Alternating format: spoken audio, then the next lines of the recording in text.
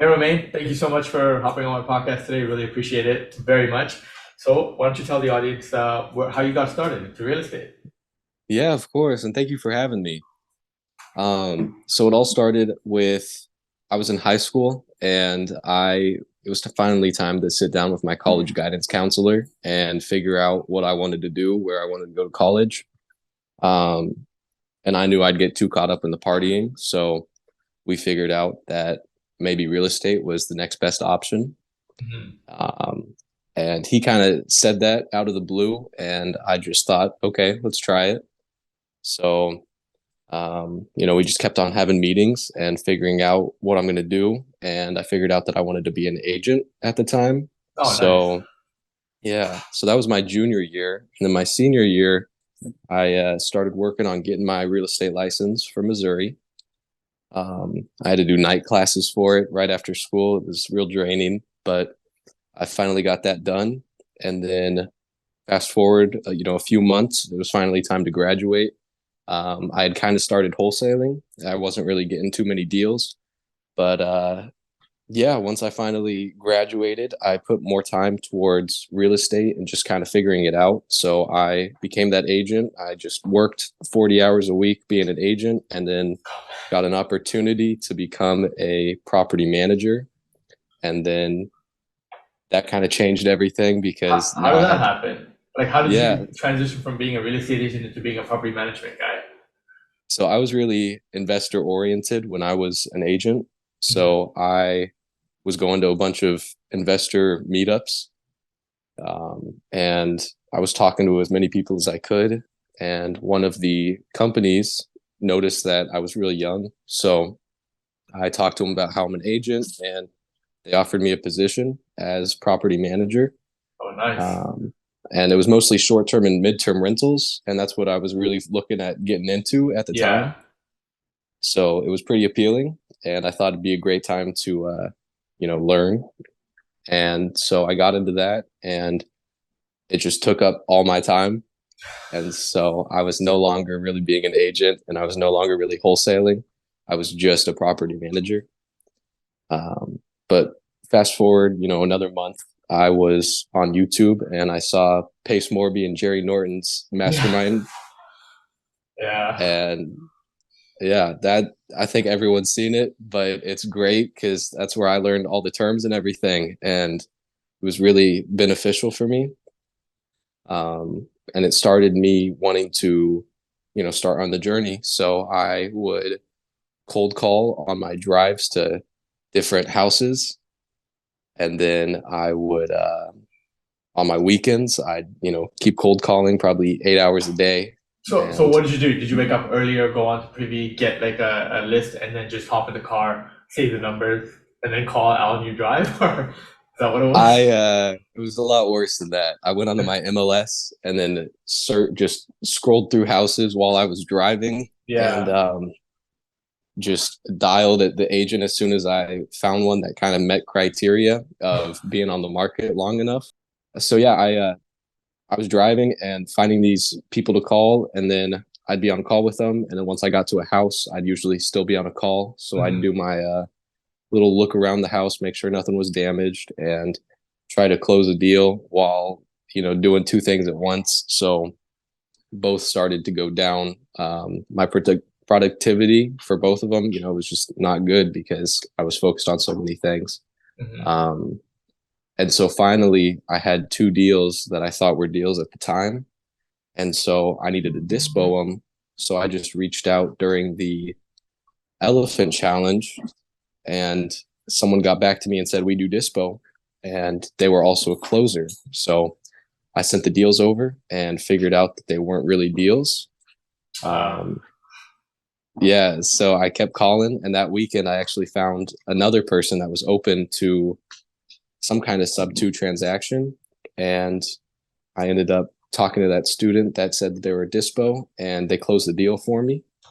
And then from there, I was able to pay my way into SubTo, which I'm very thankful for. That really changed everything because, a couple weeks later, I was able to quit my property management job, which was a huge step because, that was consistent income.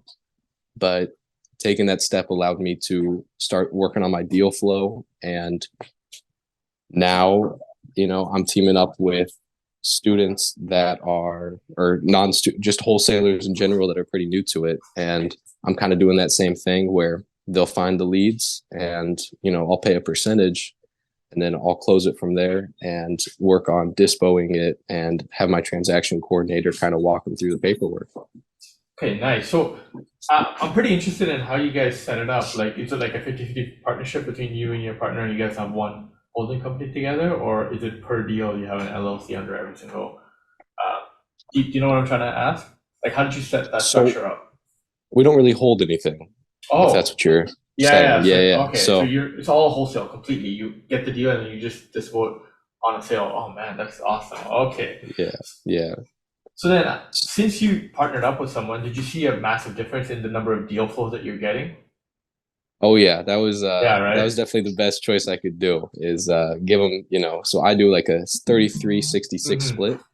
Okay. And so I'm not a huge fan of cold calling, and Same here. Like, I agree with you. I'm not a fan of cold calling either. right, yeah, it takes way too much time, and I just, I wasn't getting through to too many people. So Yeah. my VA still cold calls, but she wasn't getting the results that I wanted. Hmm. So yeah, partnering up with new students or new wholesalers that are passionate and ready to get their first deal, they're willing to do, as many calls as it takes. Possible, yeah. Exactly. So that's been huge, being able to get as many leads as possible. And then most of them are pretty qualified because, I kind of teach what we need for a good deal. So are you thinking about hiring like someone to train them as well or no? Because I know some people what they'll do is they'll get SubTo students and get them on the phones, but then they'll also have like a person to train them and review every single one of their calls. Is that something you were thinking about too, or Maybe. Um, next level up? I, right. I want to start holding properties, Yeah, come early January. And so I would love to get this some kind of system to automate this. yeah, So taking it one step at a time. I think my first thing is going to be finding a person for dispo. yeah. Um, just because it's so draining trying to find someone every time I get a deal. And yeah, yeah. Yeah, like I remember I was talking to some other guys like Dominic and Landon, and they have a three-tier structure. Like, and each like there's one person for dispo, one person who run all the numbers and works on all the accounting and everything, and one person completely to like get the deal flow. Mhm. And underneath them they have like two guys as well, and it's like amazing. And I'm trying to see like learn how someone can replicate that because that system in itself, because of that system that they built, they're able to get like 10 to like 8 to 10 leads a month. I'm not leads, sorry, 8 to 10 deals a month, like under contract, which is insane.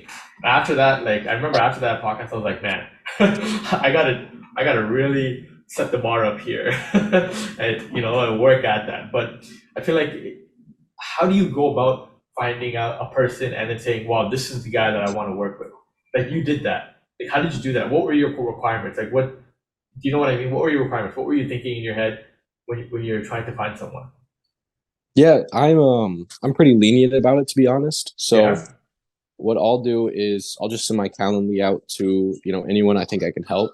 And that'll be just anyone that's interested. So I'll post on Facebook, yeah, looking to team up with new wholesalers, or if someone's asking for help in the free group, I'll offer to help, or in yeah. the subject to group, I'll offer to help. And so my main thing is follow up because A, I suck with follow up, but B, if they're following up with me, it really shows that they want it.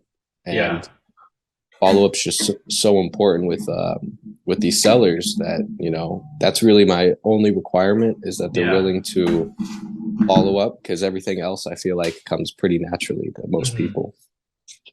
That's good, man. That's pretty awesome. So I guess from here, you're just looking for another partner. You're trying to like really scale it up, and I guess any SubTo students who are watching this probably should hit you up on your Calendly, right? Yeah, I would love to. Yeah. I'm always looking to connect with as many people as possible. PMLs, just making friends. But new students, I would love to help you guys. And if anyone's dispo, I would also love to team up. Nice. So then, in terms of going forward, I know you said you wanted to buy and hold for yourself starting January, right? What are you looking at? Single family houses, multifamily, and why that route? So I think single family probably because I would love to have my wholesale business kind of team up with me. And Hmm. so my costs aren't as high because I feel like the main issue with a lot of SubTo things is, um, I could get into a house zero down if I'm the one wholesaling it. But if Yeah, I'm using a different wholesaler, I got to put, maybe 20K yeah, for because they gotta their get paid. assignment. Exactly. Exactly. So I definitely think that's the route I would want to go. But if any multifamilies pop up in the SubTo community that are real low entry, I think I'll definitely take a Go for look at it. those. Yeah. Um, So would you turn those into Airbnbs or midterm rentals because you have that experience, right? You worked at a right. property management company for midterm rentals. So I mean, there is a way to like combine them both. But have you thought about that, or are you thinking just long-term rentals? I think it would mostly be short term and midterm. My Yeah. only Right. issue is location. Yeah. So I know a lot of people are like, especially SubTo, they're going to be focused on Kansas City, Missouri, but it's illegal to do short terms in Kansas City, Missouri. So Oh, okay. I didn't know that. yeah, that's the main issue I have with that right now is I'll get a lot of Kansas City, Missouri come my way, but they're not going to make sense as a short term just because they can't be. Yeah. Oh man. Okay. Well, that's good, man. Yeah, I know. I wish you luck. I know for sure you're probably gonna do Thank a lot you. of good things. Especially because you did midterm rentals. There's not too many people that that I've met so far in SubTo community that do it. I met this one individual. His name was Naveen. I can connect you with him. He has like over I think 100 units in midterm rentals. So yeah, he can probably, but he doesn't focus just on one city. He's like all over like Texas. You know what I mean? I'm just Okay. focused in Texas, right? So yeah, I can definitely connect you with him as well. But yeah, did you have any last words that you wanted to say? I know I'm putting you Dispo on the teams spot. hit me up. Yeah. Thank you for letting me be here. This has been pretty great, and I appreciate it. If anyone wants to connect, I would love to connect. Awesome. Thank you, man. Thank you so much for coming on. Really appreciate it. Yes, sir.